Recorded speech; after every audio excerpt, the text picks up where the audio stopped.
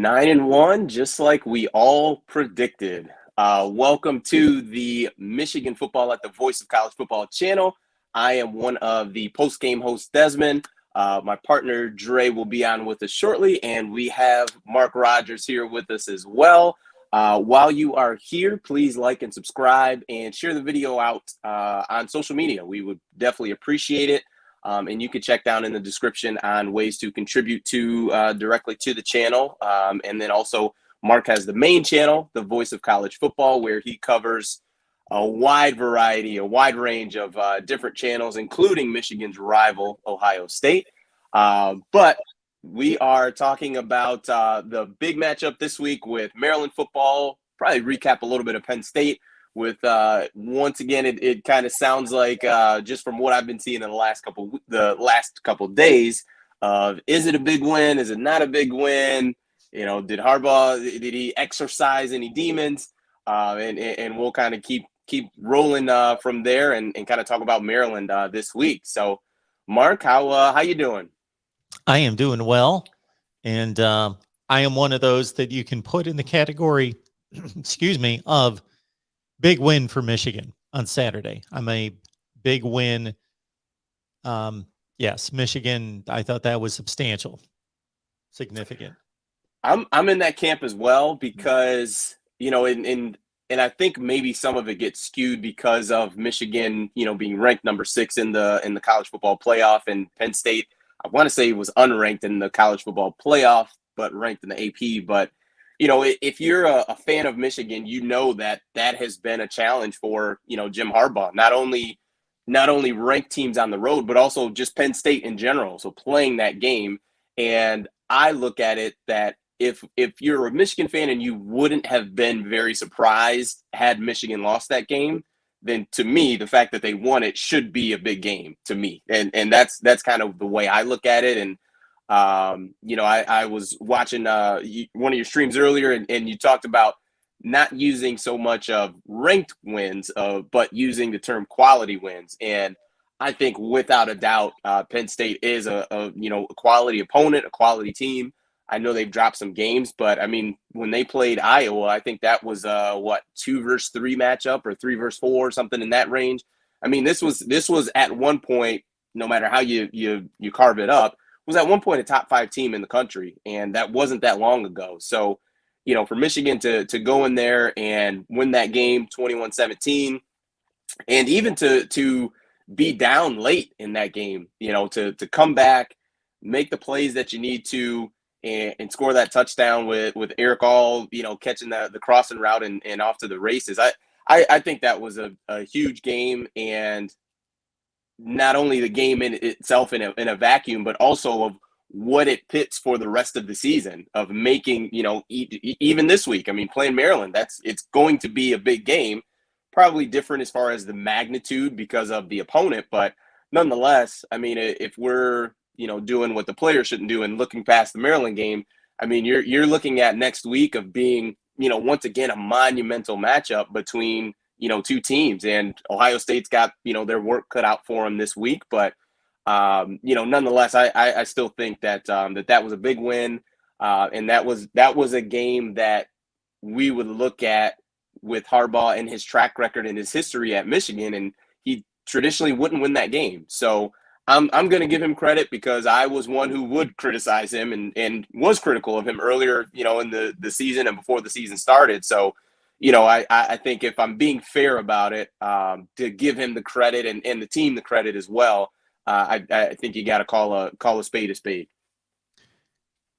I'm going to clear up one administrative task in regards to rankings. And I would normally not make a big deal of this or nitpick in this such way, except for in my various content posts, analysis following Michigan's win over Penn State.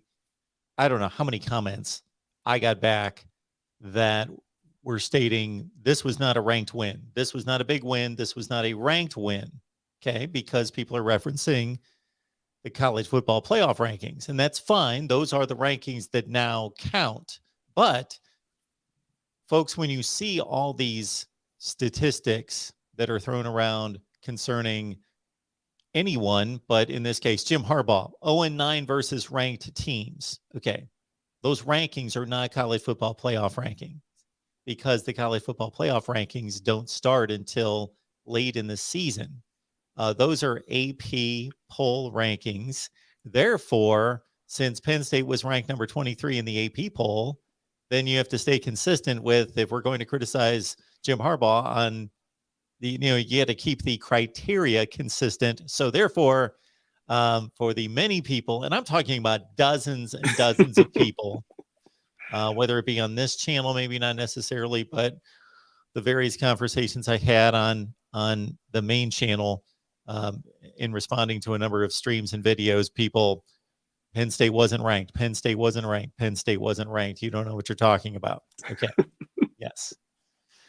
Those are As AP if that rankings. makes it any and I guess the counter to that would be, had Penn State won the game, what would be your thoughts then? Like, you know what I mean? It would be, same old Harbaugh, and you just, you know what I mean? So I just, it's semantics at the end of the day. But I just don't think, like I said, big win, and Michigan did it. They did it their way. The gritty, what they've done all season with, we want to run the ball. We'll mix in the pass. We want to play really good defense.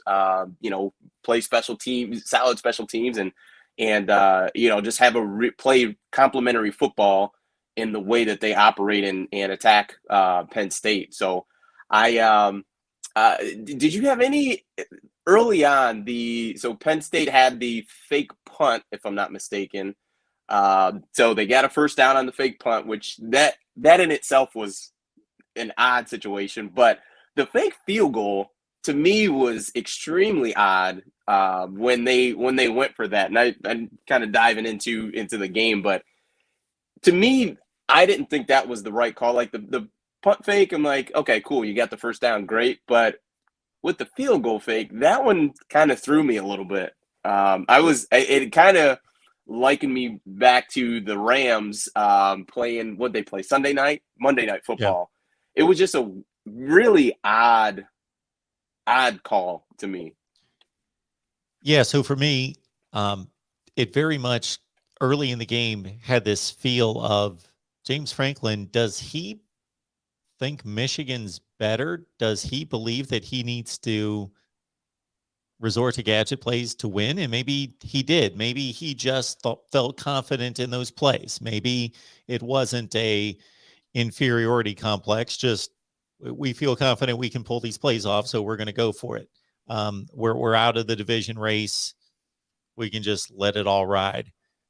The fake punt I was okay with. And of course, we're going to state up front that it's easy to fall into the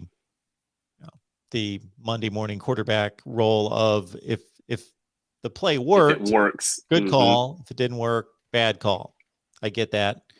But even in the moment, I was okay with the fake punt. Obviously, the punter had shown that he could complete that kind of pass, which was a pretty difficult pass. Yes. He had to, throw the right trajectory. It had the right touch on that throw, and he pulled it off. So usually, there's not that type of throw involved for a punter. It's something designed to break somebody wide open, or it's something of that variety. Now, the fake field goal, I always question fake plays when you really get a feel for the distance that the punter has to outrun 11 guys that are faster than he is. And it just, from that down in distance, I don't remember where they were, maybe like the 5 or 6 yard line. And by the time they snapped it back, it just seemed like he had a long way to go. And again, he's the slowest guy in the field, probably. And it just had no chance.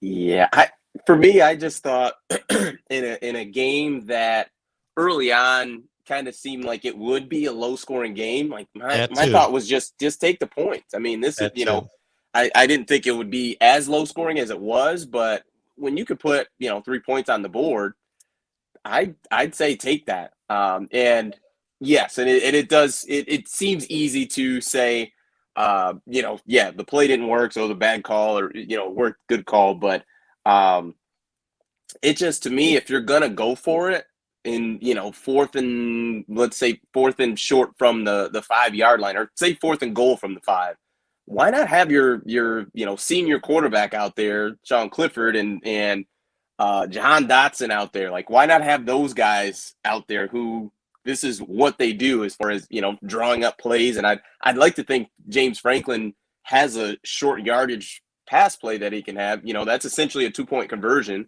So drop your best 2-point conversion play and run that. So to go to like you said, when you're looking at from the 5-6 yard line, you're trying to throw it to your kicker, and you already have the Michigan special teams on high alert because you just faked the punt not that long ago. I mean, we're talking, I don't know, 5 or 6 plays ago. So it's not as if you're going to catch them sleeping. And it just seemed like an odd call, but I just thought either take the points, or if you're going to go for it, put your offense out there and try to get the and try to get the first down with your offense. So that was a little interesting.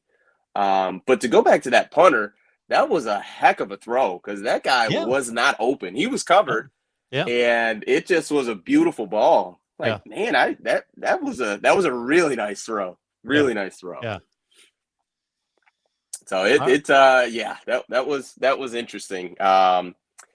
But I mean, Maryland is to transition to this week. Maryland is a team that I think, to me, is a potential ticking time bomb, because with Mike Locksley.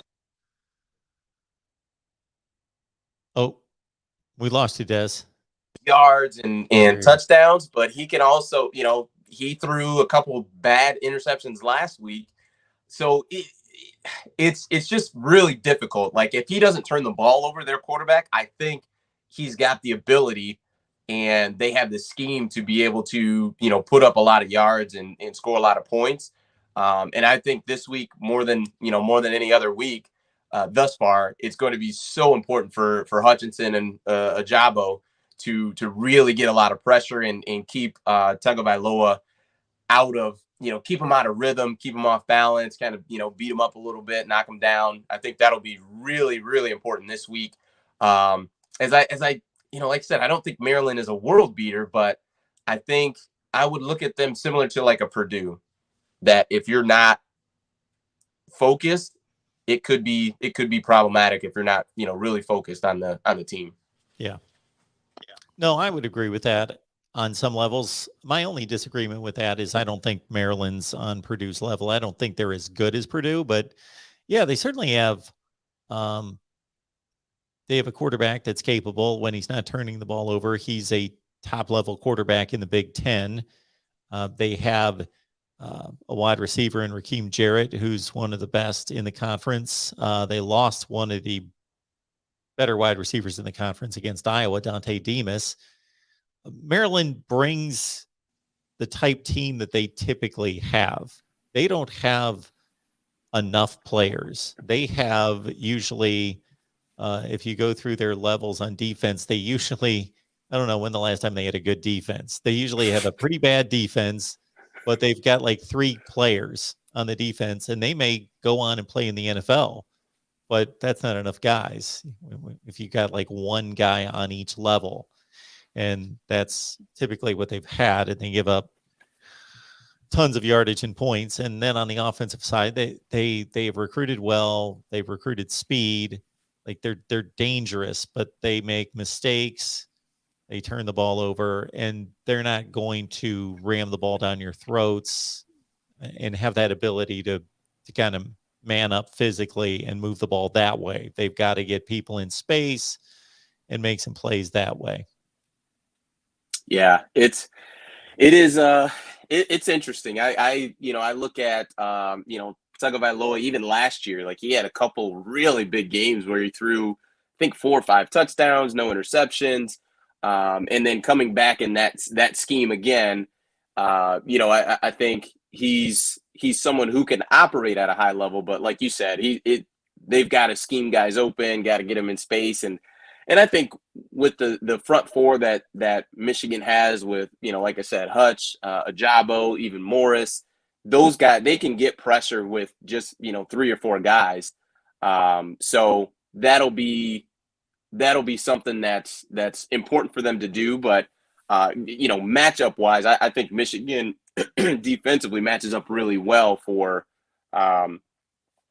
towards that type of offense. So I think they'll be good, be okay. But like I said, I think they need to continue the the trajectory that they've done of coming out focused. And I say it every week, but they have done a really good job of that, of coming out focused. It's not sloppy early. It's guys coming out ready to play and ready to rock and roll. So I think continuing that trend will be important. And from everything that we've seen, the leaders on that team, the coaching staff has done a really good job of doing that week in and week out. If anybody wants to read into this, think about the records involved and what these teams have accomplished at this point in the season. And we've only got 2 games left. We've played a lot of football. And so we've gotten to a point in the season in which we can make a lot of comparisons. For example, if you're looking at Michigan and Maryland, they've both played, certain teams on the schedule now that they play in the same division, and it's a 7-team division, and they may or may not play 1 or 2 of the same teams in the other division. We've gotten to a place in the season, like with the Michigan State argument in the rankings, where we can say, okay, they both played Rutgers, they both played Indiana, they both played Nebraska. And then even the teams that they have played that are different within the Big Ten, they're still Big Ten teams that we can even compare them, because we know, okay, this is a 5-5 team, that's a 6-4 team, so they're about the same because they're in the Big Ten. What does this tell us? And I'm sure there's people watching that are big believers in the Vegas line, and other people are like, who cares? I don't look at that. Well, what does it tell us when Ohio State, Michigan State are all 9-1 teams?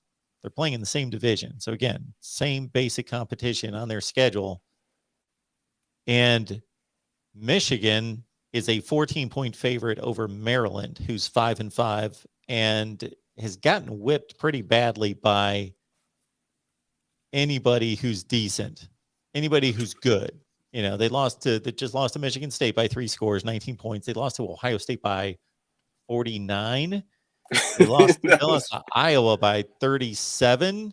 And Michigan's a 14-point favorite over Maryland, who's, again, down mid to bottom of the Big Ten, 2-5 in the conference. So more bottom of the Big Ten. Mm-hmm. And Ohio State's a 19-point favorite over Michigan State, who's practically a top 5 team in the country. Yeah, that isn't it. Just looking at it, it could be troubling, but I wouldn't think it is, just because of the style of offense that Michigan plays. Like I don't think Michigan's going to come out and score 45 or 50 points on really anybody. And that, that's not to say that they're not a good offense. It's just they have a different style of offense. And I think with Ohio State especially, they are built like a NASCAR. They're built to run and built for speed. So Ohio State's offensive style is a lot of points overall. So I think that's probably more so what it points to, but I would certainly hope that doesn't mean that game is going to be that close, because that is I mean, I guess it depends on what it looks like, but I would imagine Michigan fans would think that's a little too close for comfort with just 2 scores against Maryland. I would like to get Dre's take on this, depending on whether he believes in the Vegas line. So everybody, Dre's joined us. Dre Artis, who joins, of course, Desmond each and every Michigan post game, and they had another outstanding effort against the after the Penn State game. So, Dre, how much are you a believer in the Vegas line? Well, could you actually help me out? What is the Vegas line? Sorry, guys. Oh, any Vegas line. Just how much of a believer are you favored in the Vegas approach to Okay, I see Do what you're you saying. trust the Vegas line in Well, general? well, I gotta be honest. I mean, historically, the Vegas line is pretty close. Um, so it's kind of hard to bet against it. But then again, you also have to be able to I don't know utilize trust your eyes and also trust statistics as well. And case in point, the Nebraska Michigan game. I mean, if I'm not mistaken, the Vegas line was pretty close in that one too, and I didn't believe it was going to be a close game. What was it? Greg is his name. Greg Mm-hmm. thought that it was going to be a close game. He thought Nebraska was going to win, but I don't know. I think at the end of the day, you use it as a guideline to create some kind of expectation of how the game can turn out. But I think in terms of your final pick of what team is going to win, I think you need to lean more on, you know, things that are a little bit more concrete, like eye tests and team statistics and stuff like that. Which is what Vegas should be using when they You would determine think. their line Yeah. to a certain extent. Which is why they're a good guideline, which is why they're a good guideline. And So I'm not backing the Vegas line or not. I just find it interesting. When you entered the conversation, I was sizing this situation up for Des, is that you would think, okay, we're in the Big Ten. They've played 7 games within the conference, especially in the same division. You've seen like opponents. So the schedules are fairly the same. And so these 9-1 records out of Michigan, Michigan State, and Ohio State are pretty credible and comparable at this point. Maryland's 2-5 in the Big Ten. They've pretty much proven to be one of the worst teams in the Big Ten. Or they may be, I think Rutgers, Maryland, Northwestern, lower echelon of the Big Ten. Illinois. Shoot, Illinois is beating Penn State, Minnesota, and Nebraska. Who knows? They might be inched up from there. So anyway, so Maryland's in that bottom 3 to 4. Okay, Indiana. Michigan, you would think that there would be some huge separation between Michigan and Maryland. Michigan's a 14-point favorite over Maryland. Mm-hmm.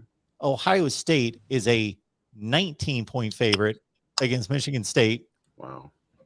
Who's close to a top 5 team in the country. Yeah, but I understand both of those lines because even though I believe that, I think the easy thing for the Ohio State and MSU game is to say, oh man, Michigan State's being disrespected. They're a top 7 playoff team right now. But I think that Michigan State's biggest weakness is something that Ohio State has and will exploit, and I just don't see a way around it. Ohio State's strength to me is their passing game and your elite receivers you have on the outside. Well, MSU's biggest weakness is their secondary. That is a match made in nightmare, not in heaven or hell for MSU. And Ryan Day being the offensive genius he is, he will find a way to exploit that. And I don't see. I saw the Panasiuk enough playmakers in the front 7 for MSU to make CJ uncomfortable. So no, I do believe that MSU is going to have a hard time keeping up with Ohio State. It may be close at first. Maybe MSU brings some high energy and they're able to, kind of hang around the first quarter. But I can see it, being a 2 touchdown, maybe a field goal type of game lead. I can see that for Ohio State.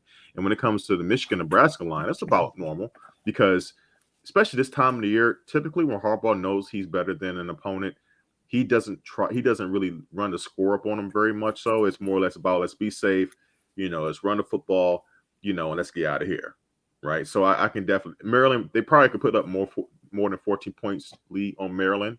But most likely he'll probably take his foot off the throttle, and I could see them taking starters out in the fourth quarter based on how the game is going and just to get ready for Ohio State. So I think both lines make sense in a way.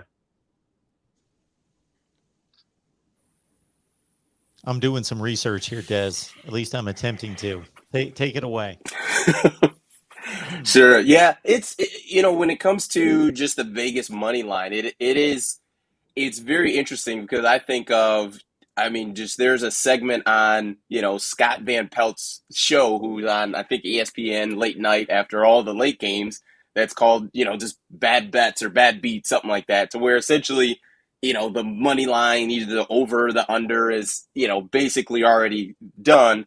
and then some fluke play happens with 3 seconds left that, pushes it one way or the other. So to me, and I'm not quite sure how the heck Vegas does it, but they're so often they are so close. And like Dre said, when we were talking with Greg, originally kind of that the week before the Nebraska game, I'm like, man, this is gonna be, Michigan has nothing to worry about, and that ended up being a 3-point game. So I think mainly for Michigan, I would imagine that Vegas sees the style of offense that they run, and even to the final scores. I mean, they scored 21 against Penn State and 32 against Nebraska, and there's some teams that are putting up way more points than that on some of those teams. But Michigan's just not a team that's going to come out and drop 50 on somebody. And unless they're way better than the opponent, unless they're playing like yeah. Western or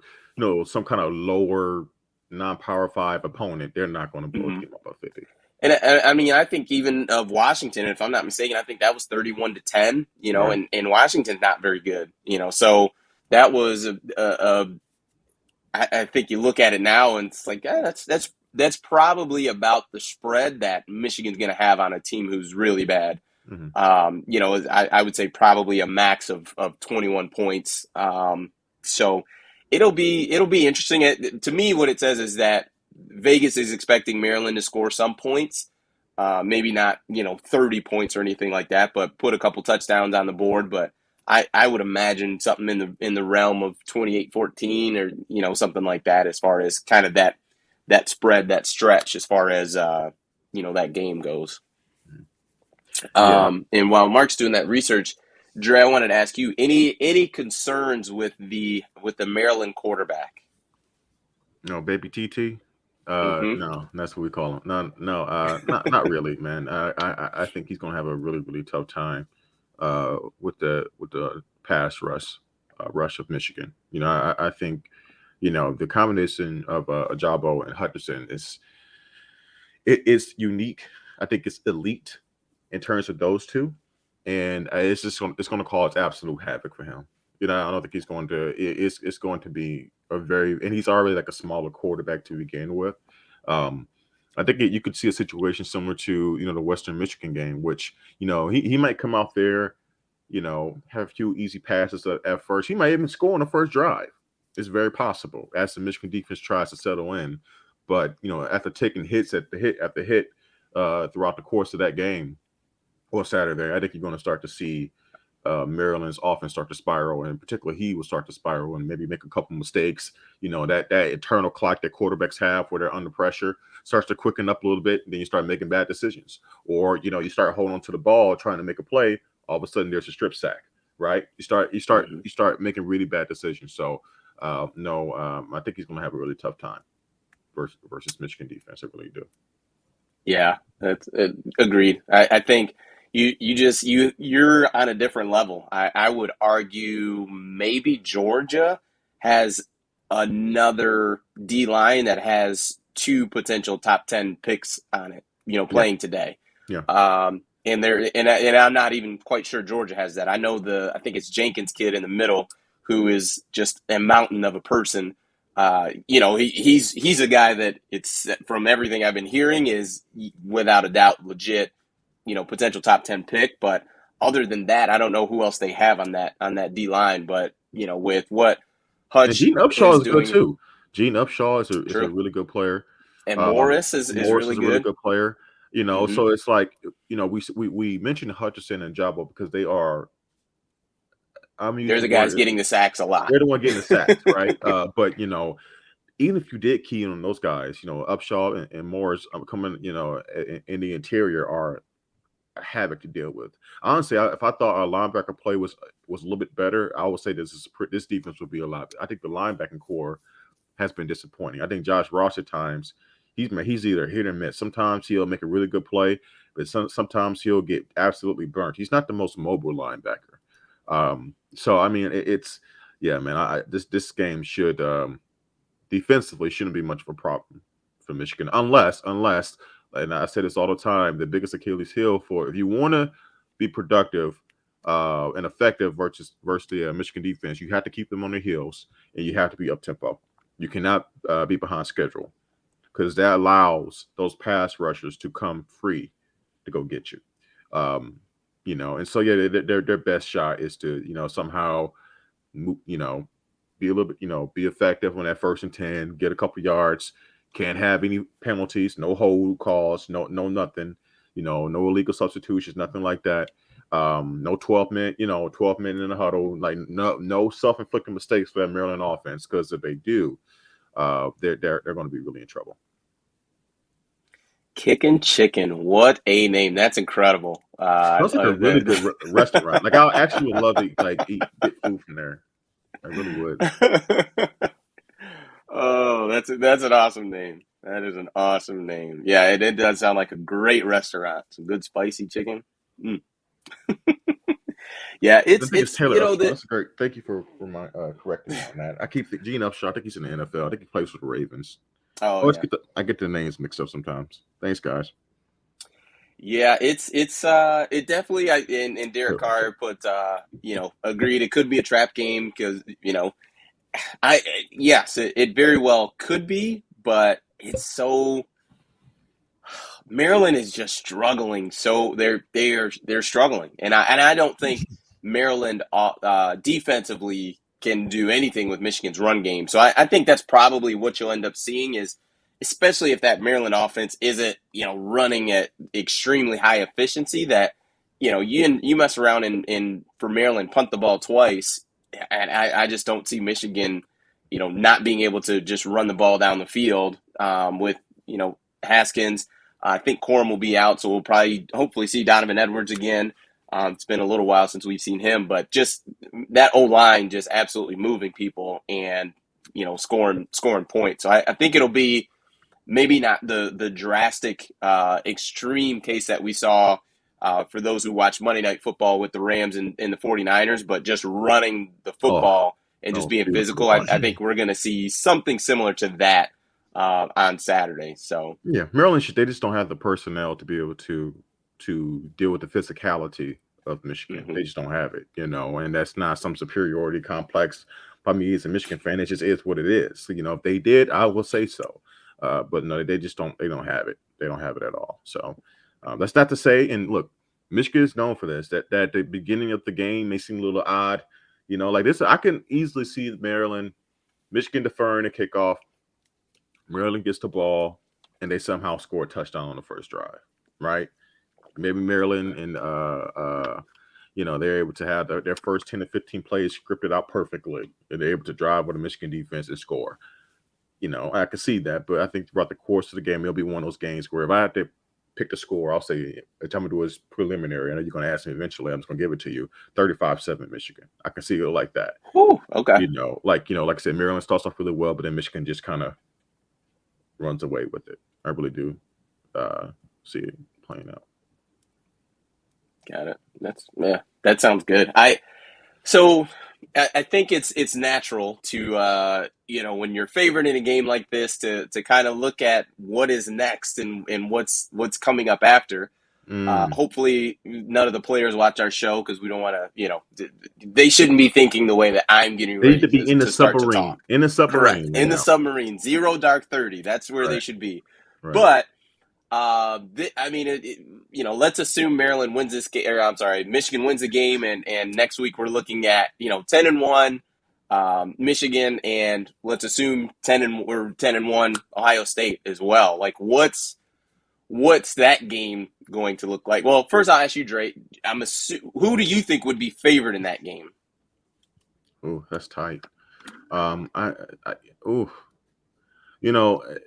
Assuming Ohio State, let's say Ohio State wins with the margin based on what the line is saying, I would assume Ohio State because of you look at their last 2 games, they would have rolled they would have rolled MSU, they rolled Purdue, and I just think that at that point Ohio State would have had the better wins last couple of weeks, and they, besides the Oregon game, I mean you can say Ohio State has been ascending throughout the season.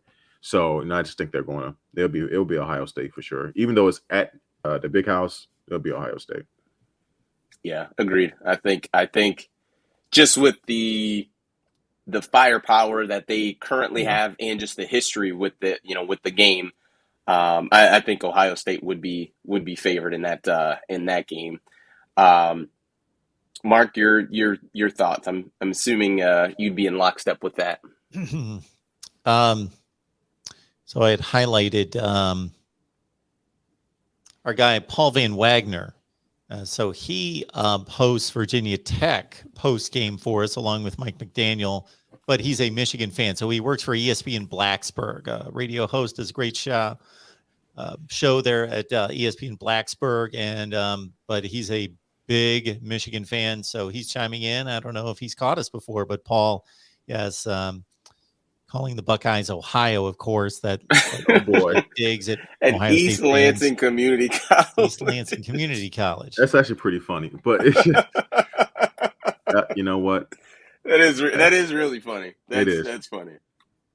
I mean, I would imagine that Michigan would want Ohio State to win that game, Of course, because oh, of yeah. what we talked about earlier, Dre, of The head to head. potentially Michigan State winning that. Then they would, and I don't know who they finished the season with, but they would Penn essentially State. have their Penn State. So, yeah, I mean, I don't think Michigan fans are rooting for either team. It's probably you want one team to lose more than the other. But I just want one team to take care of their business. I put it that way. Like I'm not saying go scarlet and gray, whatever it is, but I'm saying I just want, hey, that's take what care it of is, business. Trey.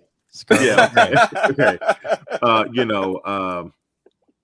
I just want the Vegas line. I put it this way. I just want the Vegas line to play out. That's all. But I'm not. I can't speak the words. Yeah, but if that happens, then okay, yeah, we're good. So yeah, that's correct. Yes. You want the Vegas line to play out. So yeah, that's all. You're okay with Ohio State winning by 3 touchdowns? Yeah, because we're going to settle that on the field. We're going to settle that on the field. Yeah, regardless. Yeah. I mean, I could care less. I mean, honestly, it will make my day. You guys take care of your business, roll MSU. I get to laugh at them, and then I get to laugh at y'all when we beat y'all next week. That would be like, now that's talk a little bit of trash. That's that would make my day. It would absolutely make my day. Oh, it'd be great. Yeah. Well, since I'm a lot older than both of you, I remember all sorts of games I could bring up from the past when Ohio State was a double-digit favorite and lost, and when Michigan was a double-digit favorite and lost. What's that? He said that sounds foreign. Yeah. Foreign. Long time ago. Yeah. Long time ago. Yeah. It's go Ohio ahead, State was a 17-point favorite in 1996 and lost. Okay. But I think the spread's going to be around 10. I think Ohio State's going to be like an 8-9 point favorite. That's fair. I definitely believe that's fair. Would be my guess. I believe that's fair. Yeah. I think, and I try to put the cart before the horse, but that's we're talking an assumption that things play out the way we think they will play out. I think the X factor that Michigan does have that is different than any opponent Ohio State has had this year is that pass rush that Michigan has. Look at Ohio State. That's going to be a huge test for the offensive line. Can those tackles hold up against Ajabo and Aiden Hutchinson? Because I will say this, and me and Dez have been in lockstep with this. I've said this ever since going back to the very first game, the Minnesota game, that something about CJ is that he, from a composure standpoint, he may be just as talented or more talented. If you look at the last 6-7 Ohio State quarterbacks, he may be top 2 in terms of talent, top 3, whatever it is. But he doesn't seem to have the moxie and composure or swagger, if you will, of previous Ohio State quarterbacks. Like when I see him play, like I have seen him get nervous, right? Or not quite sure of himself. And I think there's a really good chance that Michigan can potentially rattle him. And force him to make mistakes. And because I think that's the best shot Michigan will have. Michigan cannot keep up score for score with Ohio State. If Ohio State just scoring at will, Michigan's not going to have a chance. But if Michigan can find a way to kind of do similar to what they did against MSU, the very first quarter, find a way to force a couple turnovers early or maybe maybe not, it's not going to be like it was, 2 turnovers like in a row, but force a couple turnovers. They can get 2 turnovers somehow from CJ. They're going to put themselves in really good, a really good position to win, because also what Michigan does well offensively is if they're able to get their typical 3.5 yards a pop by running, you start control the TOP, right? Yeah. And then you keep that Ohio State offense off the field. So Yeah. I guess my point is there is a legitimate formula this year for Michigan to beat Ohio State. Will it happen? Remains to be seen. Yeah, I think those are the two things you just hit on, because I made the same comment not long ago on our Ohio State stream, because I was asking those guys about the Michigan State game, but I'll liken it to the Michigan game as well with Ohio State, that because there are two dominant backs there, Kenneth Walker and then Hassan Haskins, that the Ohio State defense is going to have to face. That I asked both of the guys that were on with me, I said, if we cover up the box score and you can only see like maybe one line of the box score, 2 lines of the box score, what would you want to see that would give you best indication? So that morphed into a long conversation. And the thing that I said was, if I see that Kenneth Walker ran 13 or 14 times, and even if he had a big yardage total, I may figure, you know what? He had a couple big runs in the first quarter. Michigan State got off to a hot start. Maybe it was 14 all. He had 2 big runs, but then Ohio State ran away and Michigan State couldn't run him. But if I see 32 carries, 160 yards, well, that sounds like a lot of long time exhausting drives, Yes. grind it out, and they're in no hurry to throw the ball. So if he's getting 32 carries, just like Haskins got 31 last week, that's a big formula right there. And then, we all like the NFL as well.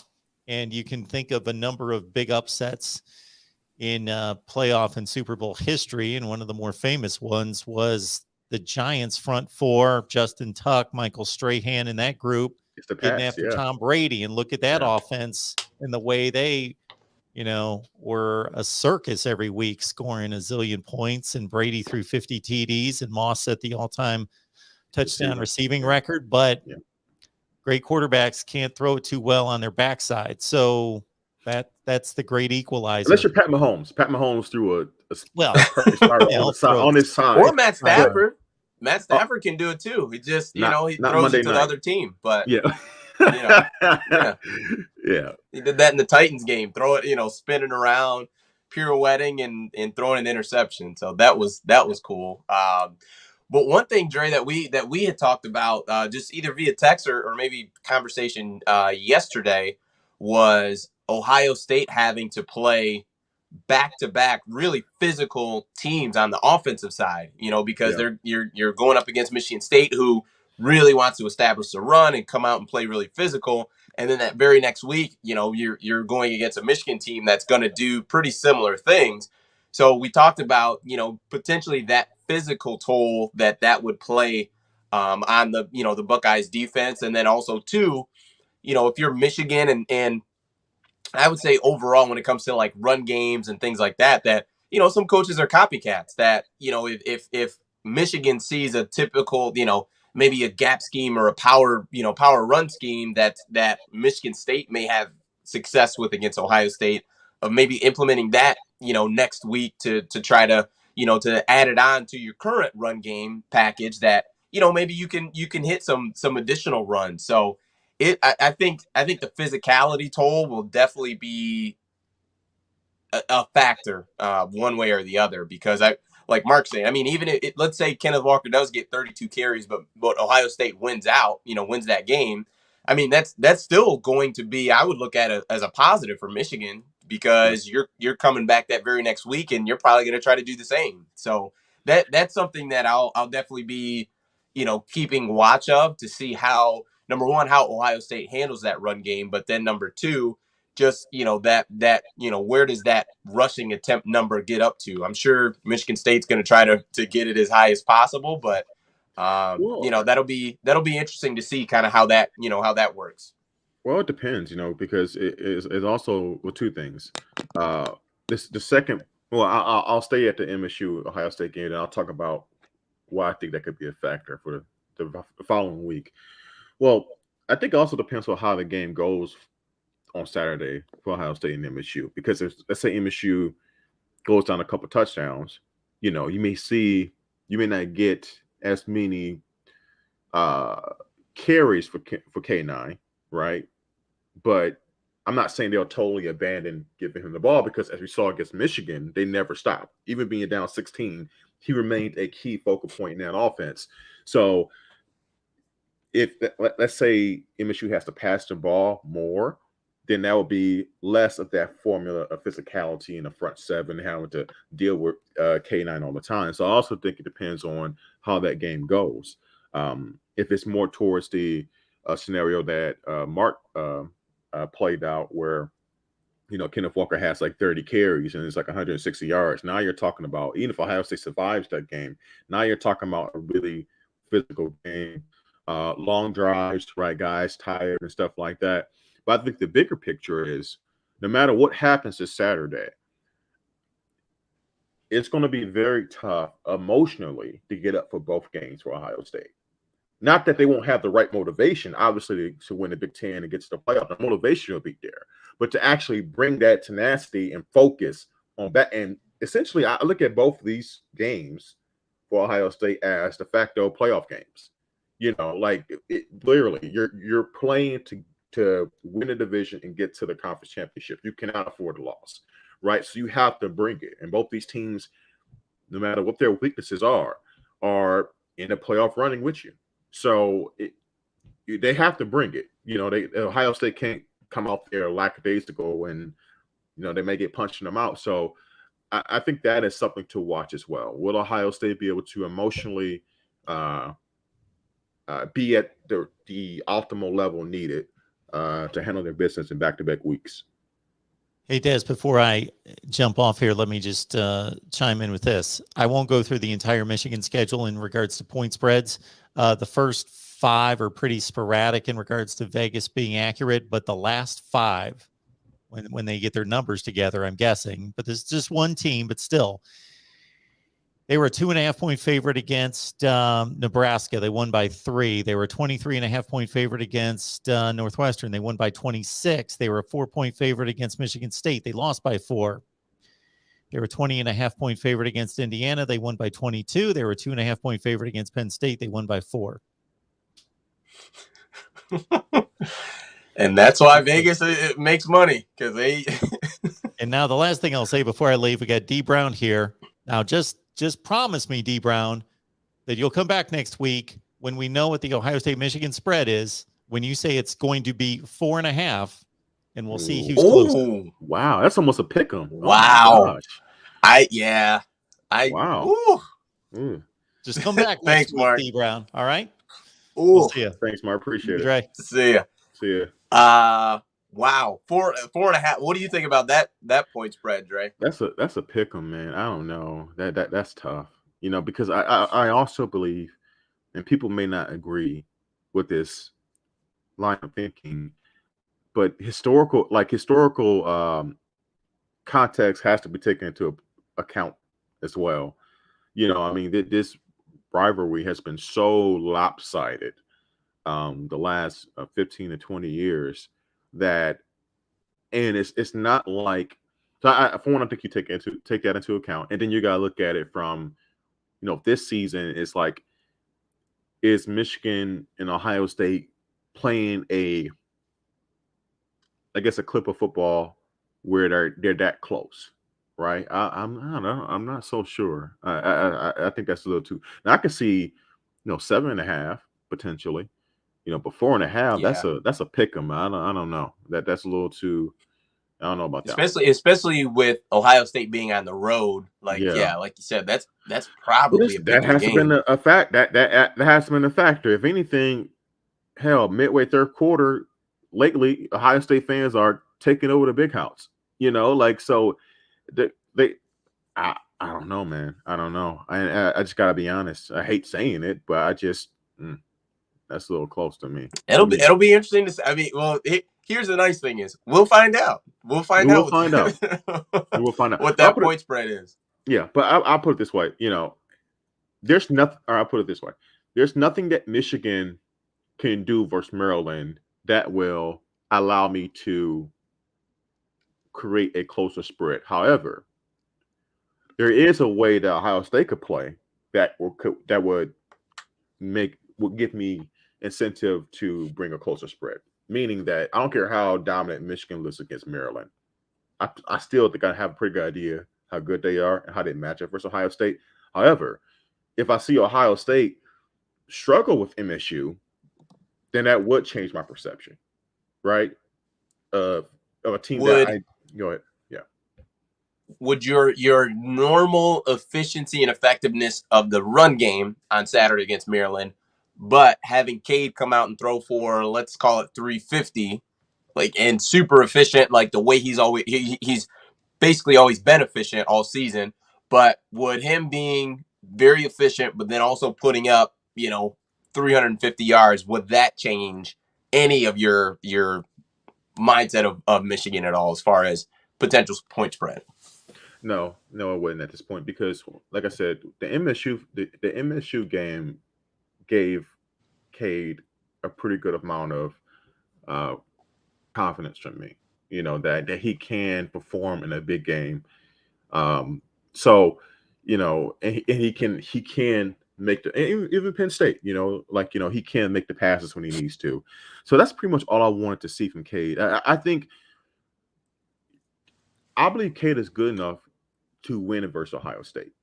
That's not the problem. Offense, I'm really not too worried about because it's not like Ohio State defense is very dominant this year anyway. They have their own issues, right? And particularly, stopping the run, right? But it's defensively. Can we? It's okay. It's really complicated from a scoring.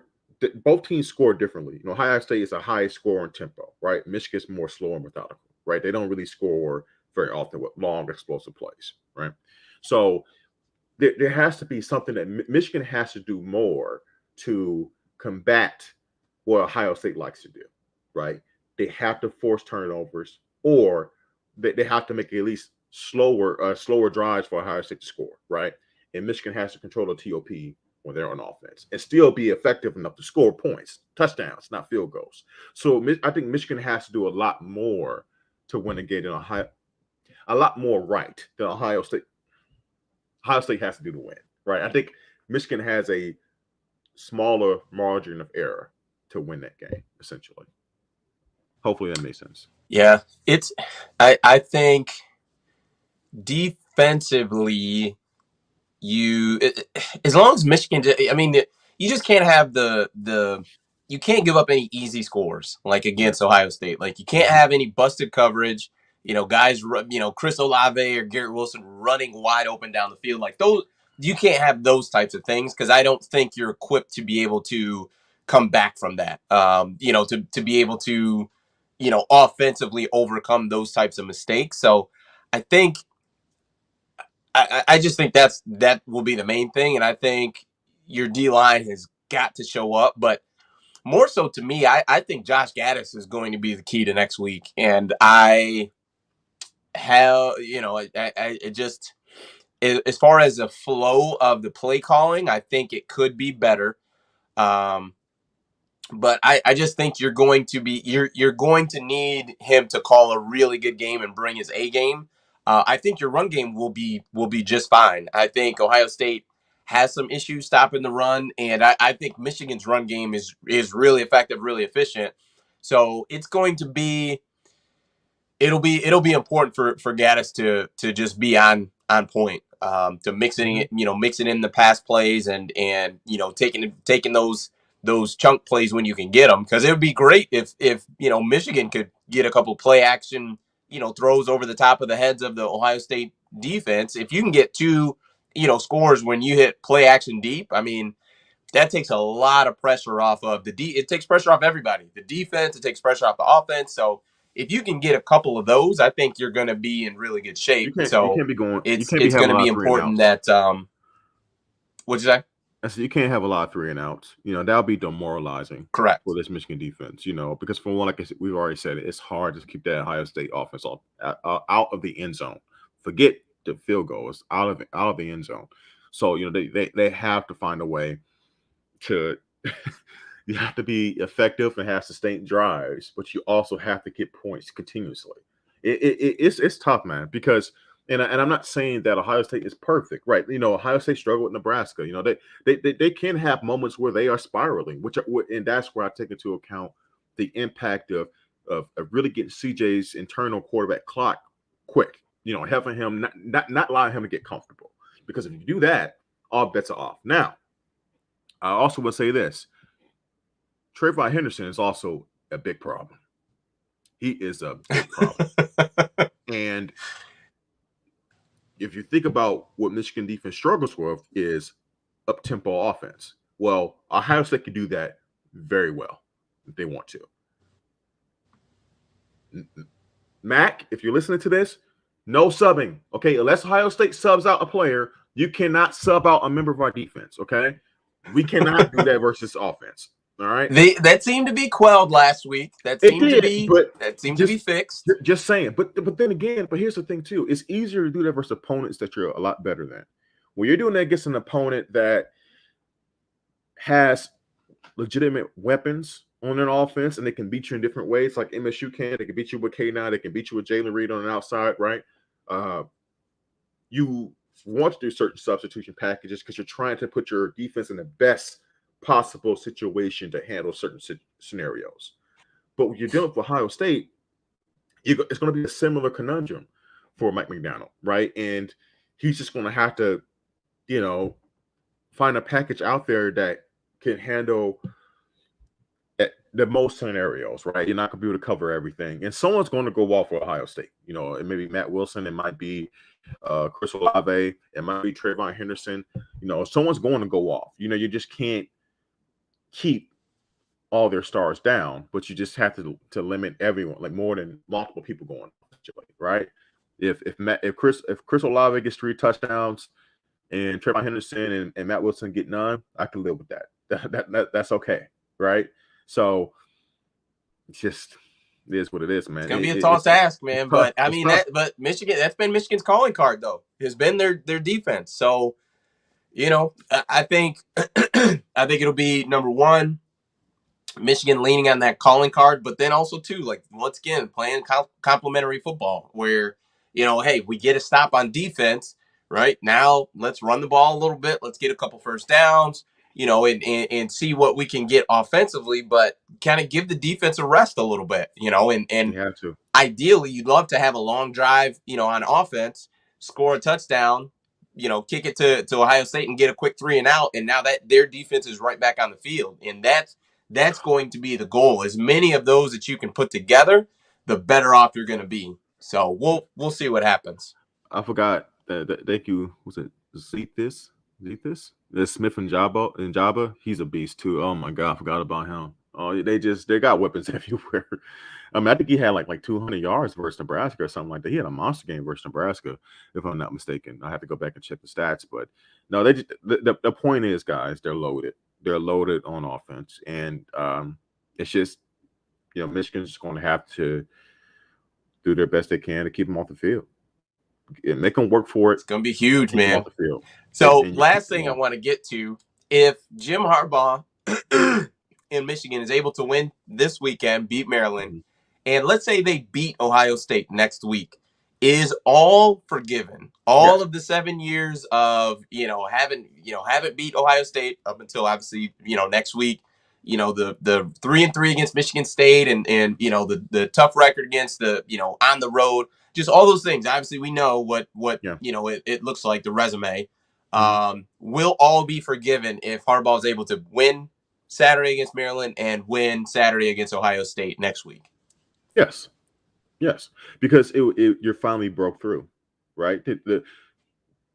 You finally brought home the goods. You finally justified the hype. You've done what need to be done, what you've been paid to do, right? And that's what this has always been about. Any people who've been ready to move on from Jim Harbaugh, me being one of them. It was never personal. It was never because I wanted him to fail. It's because he was failing. He was not getting it done, right? But for you to come through finally, yes, you deserve some grace. You deserve some respect, and you deserve some credit. So no, I think I think all is forgiven. Now it doesn't mean we forget. There's still a lot of work to do, but it will be a huge it'll be huge for him and reestablishing his reputation, I believe, which is not just I think now even someone like myself who's become cynical of him in the last couple of years, I think now I view him more as a good coach. I used to view him as a great coach, right? A great coach, top 5 coach in the sport, right? Now I just view him as he's a good coach. He's not average. He's good. He's good. Jim Harbaugh, even with all his weird, quirky things from a personality standpoint, his stubbornness on offense, all the little things that may turn you off as a fan. There are a lot of programs around this country he can go to, especially like in the Pac-12 or maybe in the Big 12, wherever it is, he can go and he can have really good success, right? But if he's able to come through and have a season like that this year, it would help build some of that reputation that maybe he is a really good or great coach. It won't happen just in one magical season, but it will kind of help try to start rebuilding that reputation. Remember, guys, there was a point in time where after every Michigan season, Harbaugh was a legit, not like a hot topic headline type of name in a coaching carousel, but was a legitimate hot name. Like after every season, NFL teams were calling him. That didn't happen this past I remember season. specifically the Chicago Colts, Bears. I think the that Colts was when they were. hired Nagy. Like it, Yeah. and there was a lot in with that headline. Like I don't think Yeah. it was just like I'm trying to get clicks. Like No. I think there's a lot of substance to that as The well. Colts, because remember Andrew, this is before Andrew Luck retired. Him and Luck go back to Sanford days and the success they had together. Like there was like some legitimate smoke there. And I think Harbaugh, he never wanted to leave Michigan before he brought home the goods, so to speak. But I think it was legitimate, calls and interest, at least from the NFL side.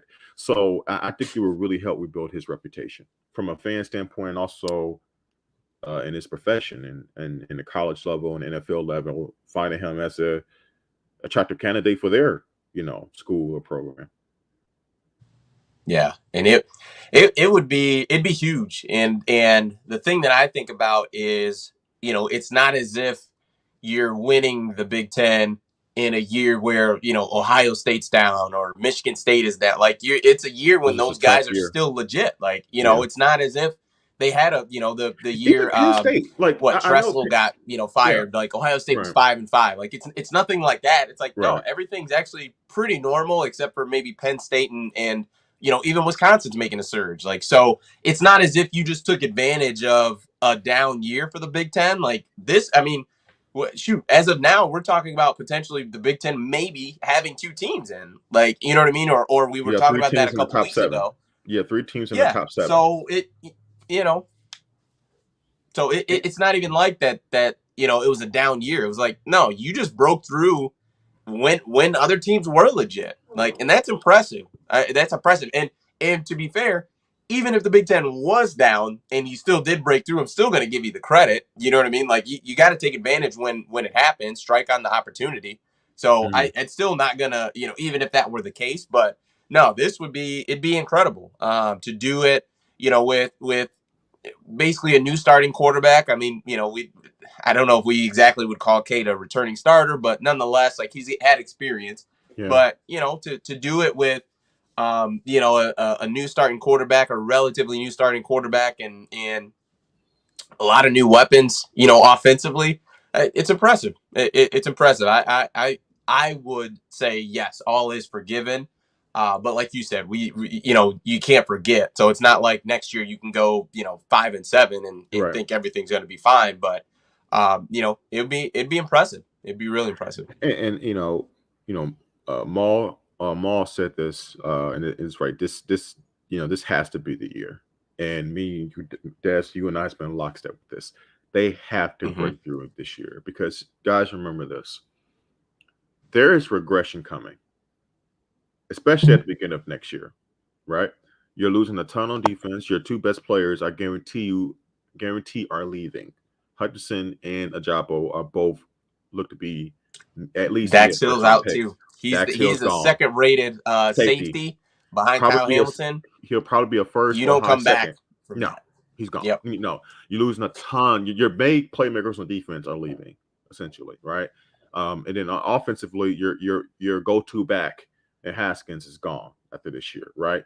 And then Blake is good, and Dalvin Edwards should be really good as well. But the point is that you're losing a lot, and also this is something that we'll talk about throughout, especially in the offseason, is what is going to happen with your quarterback position.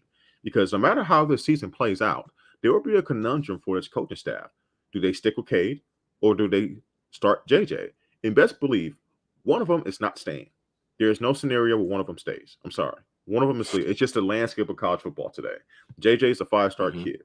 He's he gave you 1 year, but he's not going to be like, okay, I ain't giving you 2. I ain't giving you 2. I'm gone. Especially nowadays where I can Well, because I'm sure he's got plans to try to get to the NFL. And yes, absolutely. The more playing time you get, the more favorable in general you're looked at as as a prospect. Because more and more when you start to hear about these top quarterbacks who get drafted, the number of starts comes up, and a lot of the data that I've heard is you want a guy who gets to that 30-ish realm as far as starts. Like those guys typically have a trajectory of better as far as a rookie. Now granted, they're going to take the best guy and upside and all that stuff, so yeah, but you want to give yourself the most amount of film, the most amount of tape that you can, because the NFL saw Mitchell Trubisky and how that worked out with just 11 or 13 starts, whatever he had, and they don't want to do that again. So you got, if JJ were to leave or Cade were to leave, I don't blame them. Like, these guys want to play. I get it. Like, and they're good enough. They're both good enough. No, but see, to D Brown's point, no, here's you have to understand the landscape of college football today. Kids, especially quarterback, and highly ranked quarterbacks. Think Justin Fields at Georgia, in recent memory, it's rare that they stick out 2 years without starting. Okay, it just is what it is, because now with the transfer portal, there's not that hesitancy that, oh, I have to go somewhere else and I have to sit out a year. Now it's literally plug and play, and it's the pick of the litter of high profile programs that would take that kid on.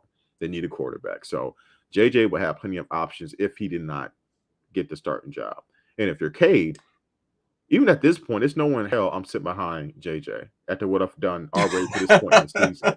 So it's like, it just is what it is. This is part of being a bigger program, and you're recruiting at a higher level. Bama, case in point, Bama loses guys. They don't keep all their guys. It's just part. It just comes with it, right? And you have to make difficult decisions. Case in point, Clemson. Kelly Bryant took Clemson to the playoffs, and they lost against Bama, right? The very next year, I think 2 or 3 games in, Kelly Bryant is benched for a 5-star kid by the name of, I think you heard of him, Trevor Lawrence. Okay, that guy, Kelly Bryant, was just in the playoffs the following year, and he transferred to Missouri. It's just, it is what it is. Someone has to go. Guys just don't sit and waste their time anymore. No, it don't work like that.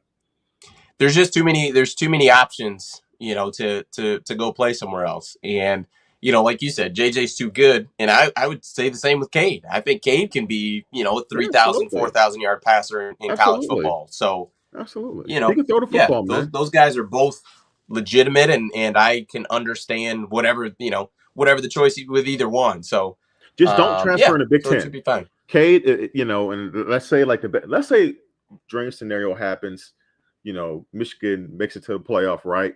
Whoever transfers, because someone will transfer, we're in lockstep with that. Just don't stay in the Big Ten. Go somewhere else. Go to Big 12. Go to Oklahoma. Well, Oklahoma now has a young quarterback. Maybe not there, but go to Oklahoma State. Go to Texas. Go somewhere else and light it up somewhere else. Florida needs a quarterback. Go to Florida. Light it up down there. Just don't stay in the Big Ten. Florida State, plenty. Out west, plenty of guys. Mike Leach at Mississippi State, he might need one. So air raid, plenty of options. Absolutely. And then you got 1AA, you got G5. See, Central Florida. There's something about K. I actually think K is a grip it and rip it type quarterback. I think he is the way he is because that's how the coaching staff wants him to be. Like I really like when I watch the way he kind of he's a slinger too. Like I just the way he kind of like he rips the ball when he throws it. He reminds me of he doesn't seem like a Wilton Speight type of guy. Like he really does. Even he was like in high school, broke high school records in state of Nevada. He really, I think he really is a grip it and rip it type of kid. I think he does the way he does. He makes the decisions he makes based on trying to keep job security, and that's how his coaching staff wants him to play. Right? I truly do. Like, don't be surprised. Let's say if Cade left, don't be surprised that if he went to a team that was a different program that you see like bigger stats out of him. I'll just say that. So anyway. Yeah. We shall see. But I think that is it for us. So, folks, please join us this week, Saturday, after the Michigan game. We will be talking about Michigan and Maryland, that whole the battle. And we'll probably dabble a little bit more into the Ohio State game. So thanks so much for joining us. We definitely appreciate it. Please give this show a thumbs up while you're here. Make sure you hit that subscribe button and share it out on social media. We definitely appreciate you guys. Thank you so much for hanging with us. The regular season's almost over. We've got one more regular season Wednesday show next week, and then, man, yeah, we're rolling, man. We're rolling. So that is it. Saturday. Peace. Peace.